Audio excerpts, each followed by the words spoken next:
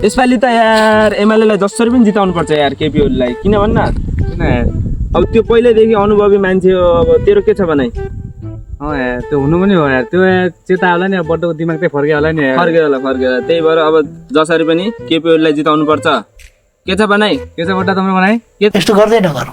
किन बड्डा केपी ओली भ्रष्ट न्याय बड्डा लिपु लेखेर कालापानी बेच्ने कतै तिमी त होइन मलाई थाहा भएन त्यसो भए बड्डाको हात छ क्या तम्रै हात छ बड्डा त्यसो भए तँले धोरा तम्रै हात छ केही पनि छैन किन आयो बड्डा घुस खान पाए त खुब ल्याल काट्दा हो त भिडियो देखाएको छु मैले पनि ए छोडा यार यो कुरा यार होइन